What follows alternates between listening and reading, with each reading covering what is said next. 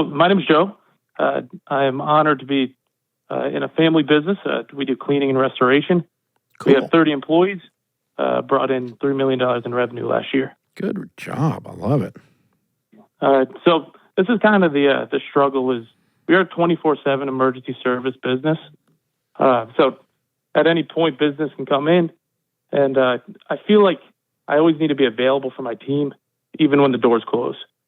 I want to be able to support them all the time, but sometimes I feel like my team leans on me too much instead of figuring out some problems of their own. So I guess, how do I get them to take more ownership of their decisions and buy into our company values? Okay. The way that I did that was when someone brought me a problem and dropped it on my desk, I told them to pick it back up. Now stand there in front of my desk and hold this problem a minute. So when they call you and say, "Hey, Joe," you say, whoa. Okay, tell me what's going on. Now you hold the problem. Don't hand it to me. I want you to hold it in your hand. Put it back on in their hands, let them look down at their hands and see the problem in their hands, not in yours. So the first thing we're going to train them is they don't bring you problems without solutions. So when they bring you a problem and this, and this is happening, you say, okay, how do you think, based on what you know about our company, that we would fix this? And they will tell you. And sometimes they'll be right, sometimes they'll be wrong. And you say, okay, what I want you to do is hang up the phone, and I want you to sit down quiet, and I want you to think for 5 minutes and call me back with 3 possible things we could do to solve this problem. Don't solve it for them, in other words. Make them think it through. They call you back with 3 options. You walk through and teach them why you would choose option B or option C or whatever option you choose. Okay, so I think A is pretty good, and I like you for recommending that. Thank you for calling me with that. But in this case, we're going to do B, and here's why we're going to do B. And it's a good presentation that you brought me on B, but you didn't have this piece of information. I do because I've been here longer, and here's why B works. And so really good thought. And you understand why we're doing B? And they say, yeah. I say, okay, go do B. And it's a phone call. You don't have to get up, get in the truck, and go over to the site. You just made them think through how to fix the problem. Then about 5 times of doing that or 3 times of doing that, the conversation will start to shift along the way. They'll call you up and they'll go, oh, we've got a problem. And you say, okay, set the problem down in your hands. Don't put it in my hands. Now, what are the 3 solutions you come up with? Because I know you didn't call me without a solution. We've already talked about that.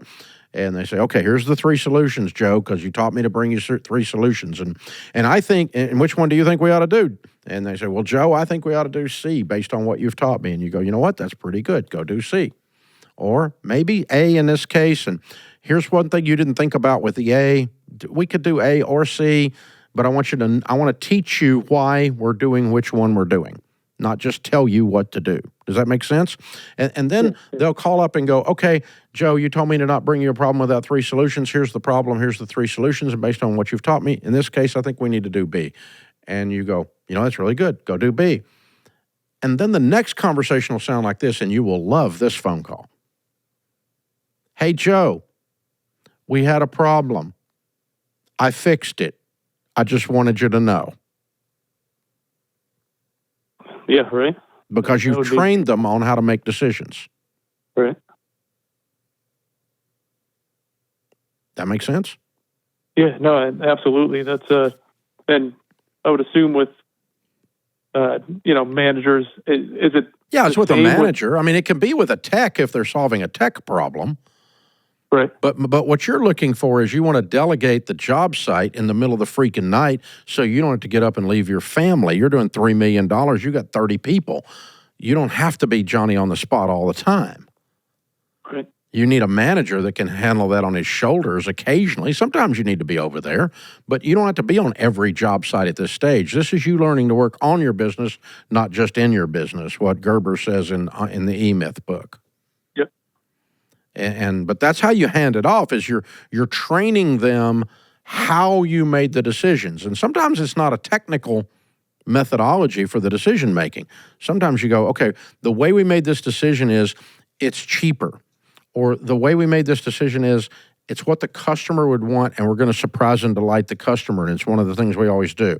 Or we made this decision based on this, and they go, oh, okay, so anytime I'm faced with that thing, I can use that value or that principle to make a similar decision. And you're not teaching them technical, tactical decision making. You're teaching them principled and value-based decision making, and you're transferring the values and principles that you believe in that cause you to grow a wonderful business to $3 million a year. You didn't do that by being a doofus. Right. You did that by being a stud. And so what we're doing is training up young studs. All right. Yeah, that's very helpful. I guess the problem is, I think sometimes, I don't know if my team's afraid to make a mistake, right? That might get in the way of that, do you think? Yeah, it can be, but you just say, hey, call me and I'll help you. We'll make the decision together.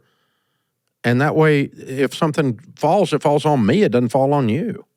Right. Okay. All right. I wasn't sure if that was unhealthy. No, I mean, that's okay for a little while, but after a while, they're not going to have that fear anymore because they're going to be so sure what Joe would do. Okay. See, what we're trying to train them is to have their brains say, what would Joe do in this situation? And they know the answer to that. Okay. And if they know the answer to that, even if it's a mistake, they're not going to have a lot of fear because it's what Joe would have done. Joe would have made the same mistake because he trained me to think like him. Right. You know what I'm saying? And so they want to be able to finish your sentences. When you start a sentence, they should be able to finish it based on values and principles. And when you do that, then you've got a team, and then you're going to have this wonderful thing happen after a few years of this, and I get it frequently these days, but I've been doing this 30 years, is people come up to me and they say, you know, I was at Ramsey, or we worked with the Ramsey team on something, and those people are all incredible. They're so efficient. They care. They're driving the lane, put the ball in the hoop. Man, anytime you get the chance to work with the Ramsey team, you're going to want to do that. And when they start saying that about your team, you just like a proud dad at that point, right? You're just like, man, my kids are amazing, you know? And that's how I feel about this team. Not that they're kids. I don't mean that. But, I mean, I get the privilege of hearing frequently from world-class leaders that have interacted with our organization how the quality of our people. But all it is I spent 30 years teaching people to finish my sentences, to drive for excellence, to surprise and delight the customer, to do all the things that you're doing that got you to where you are as well. So you're killing it, man. I'm proud of you. Very, very well done. Excellent job. And that's a really good question, by the way. We've got the quick read on delegation if you want to read more on this, and you can learn more about it at Elite as well, EntreLeadership Elite. We go into all this in great detail on how to do decision-making, how to do delegation, how to pass off principles, not just tactics. It's very important that the principles behind the decision are understood, not simply the what to do, but why we did it. And if they know why and what, they're prepared to do the next thing without even bothering you with it. It's very, very good stuff.